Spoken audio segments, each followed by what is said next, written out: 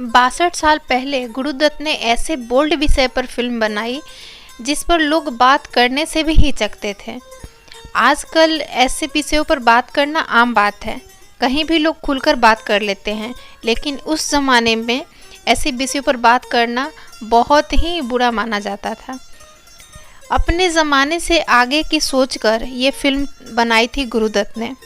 हालांकि गुरुदत्त ने इस फिल्म की स्टोरी में जिस किरदार को अपने दिमाग में फिट किया था, स्टोरी सुनने के बाद सबने फिल्म करने से इनकार कर दिया। हेलो फ्रेंड्स, मैं हूँ आध्या। बहुत बहुत स्वागत है आपका अपने चैनल में। आज हम बात करेंगे अबरार आलवी के निर्देशन में बनी फिल्म साहब बीबी और गुलाम की। साहब बीबी और गुलाम जब फिल्म पर्दे पर आई तो लोगों ने इसका विरोध किया। वहीं आजकल इन विषयों पर बात करना आम है। गुरुदत्त ने उस ज़माने में ऐसी फिल्म बना दी जिसे अब कल्ट फिल्मों में गिना जाता है। गुरुदत्त के विज़न में तैयार यह फिल्म हिंदी सिनेमा में मील का पत्थर साबित हुई थी। कई गहरे प्रतीकों और शानदार अभिनय से सजी इस फिल्म में अनछुए पहलुओं पर अनंत विषय आलेख हैं। यह फिल्म विमल मित्र के उपन्यास पर आधारित थी। फिल्म जब रिलीज हुई तो इसे उतनी अधिक सफलता नहीं मिली थी। गुरुदत्त ने इस फिल्म में छोटी बहू के चरित्र के माध्यम से स्त्री के अलग तरीके से समाज में उसके दबे हुए पहलू को दिखाया था। 6 दशक पहले ऐसे विषय पर फिल्में पर्दे पर उतारना बहुत बड़ी बात थी। अपने आप में सोचना ही मुश्किल था। गुरुदत्त ने सोचा भी और किया भी। फिल्म में डायलॉग भी इतने बोल्ड थे जो लोगों को हजम नहीं हुए। शादी के बाद छोटी बहू के रूप में मीना कुमारी जब जमींदार चौधरी की हवेली में प्रवेश करती हैं तो उनकी पहचान बदल जाती है। उनकी नाम हवेली के देहरी के बाहर ही रह जाता है और वो बन जाती हैं छोटी बहू, जिससे अपेक्षा की जाती है कि वो चौधरी खानदान की स्त्रियों की तरह हवेली के चौखट के अंदर ही रहें।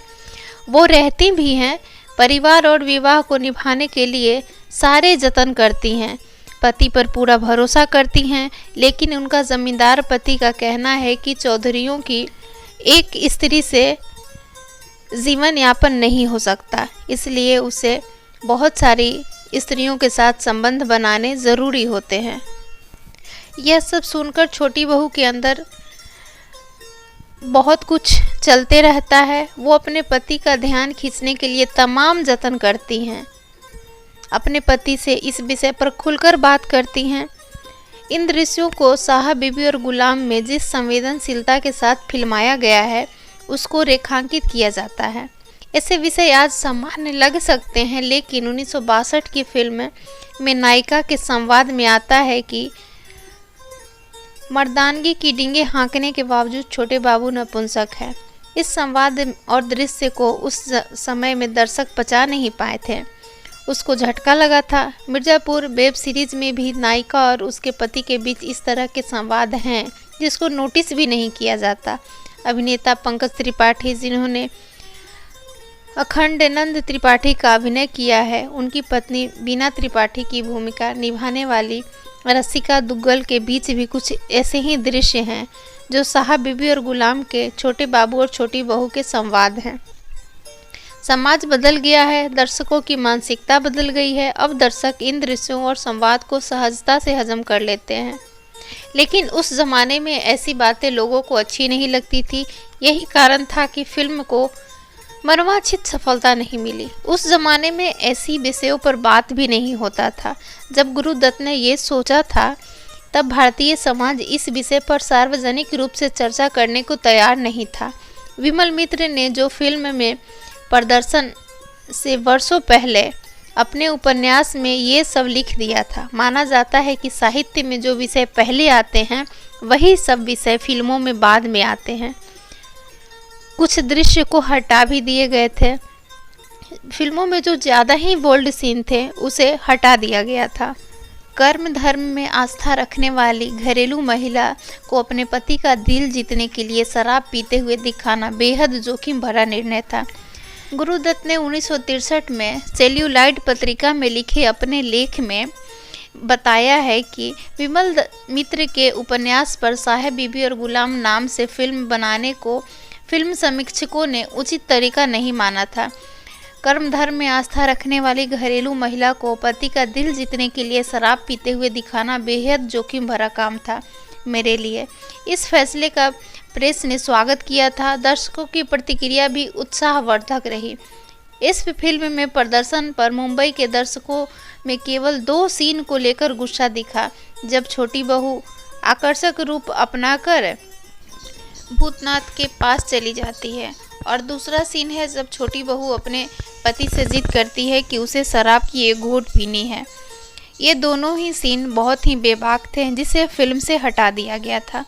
कोई नहीं माना तो खुद ही किया था लीड रोल।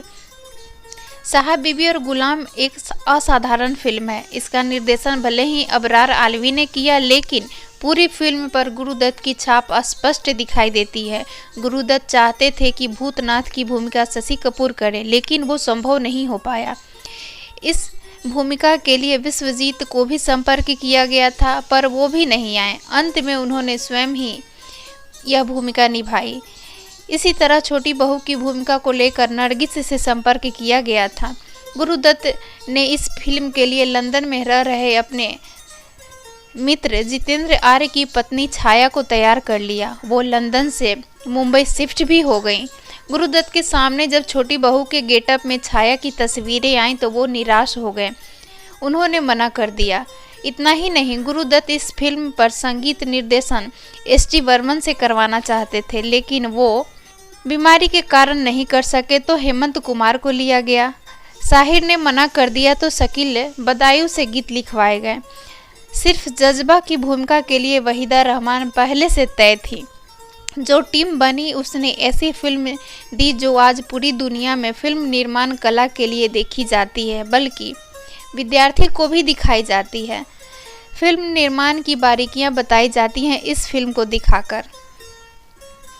छोटी बहू के रूप में मासूम सी मीना कुमारी ऐसे बेबाक सीन में, ज़बरदस्त सीन में नज़र आती हैं, जो आज लोगों को बहुत पसंद आता है। यही कारण है कि ये फिल्म विद्यार्थियों को बार बार दिखाकर अभिनय और निर्देशन की बारीकियां सिखाई जाती हैं।